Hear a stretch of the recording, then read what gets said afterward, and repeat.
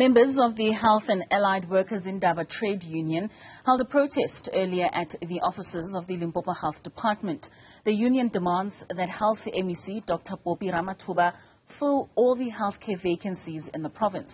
They also want her to ensure that contract healthcare workers that were employed during COVID-19 be reinstated. For more on this, we're now joined by Mulatedzi Ramaano, the first HAITU Deputy President. Mulatedzi, thank you so much for joining us this evening. We do value your time.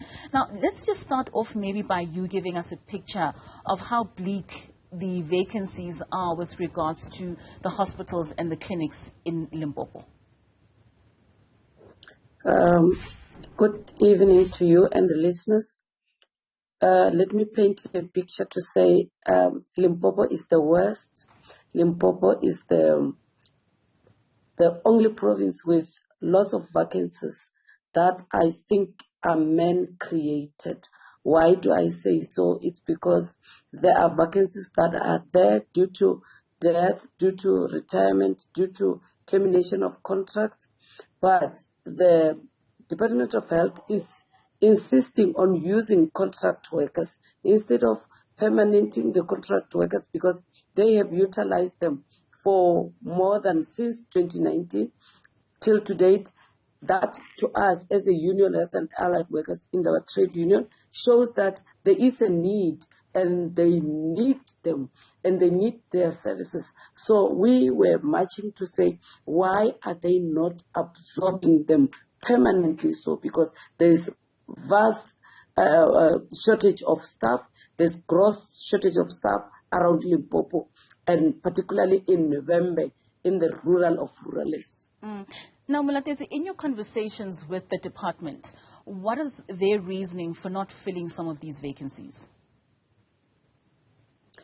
No, they're mentioning the fact that it was a funded program that came only for COVID and then being extended for measles, and then now it has been terminated. When we asking our members and we're checking on the contract was saying it's a contract for 5 years, which says it will only end next year in April.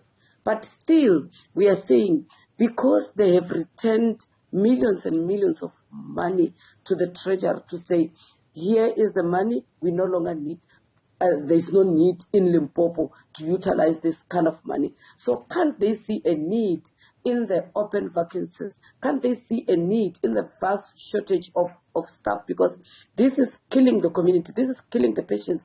The shortage of staff on its own, not going to shortage of material resources, only the shortage of human resource is killing patients. So we are saying, couldn't they have at least thought of retaining the money and make sure that they permanent the staff that are using them as contract workers, because they're like utilizing them only when they feel like and then discard them when they feel like still. Now, you're referring here to the COVID-19 workers whose contracts have come to an end. There are 706 nursing posts that were terminated this year alone. Are these the same nurses that were put in the COVID-19 contracts? Are these different posts? Because I think in total, the province has 1,200 vacant posts. Look, there's more than 700. These are the nurses in question, the COVID contract questions, but the COVID contract nurses. But other than that, we have got lots and lots of vacancies that are not filled. I think it's more than 700 of posts that are only acting. They are not absorbed. In Limpopo, it's every manager is acting. Even there at the Department of Health and the provincial offices, lots of them are acting. So we are saying because these 700 COVID contract nurses and also addition of 300 vacancies, which makes it more than 1,000 vacancies in Limpopo only. So we are saying there are nurses in the hospitals, nurses that have developed themselves, that have made sure that at least they raise their level of education from one level to the other. They are not absorbed. They are still working. If, for example, if you are in a staff nurse, you have upskilled yourself to be a registered nurse. They are still working as staff nurses. How can that be with this vast shortage of staff, which we are still saying we are killing patients unintentionally? So just because you find in the unit whereby there should be 5 or 6 nurses, but we are nursing 60 patients with only two nurses. That is too much in Limpopo.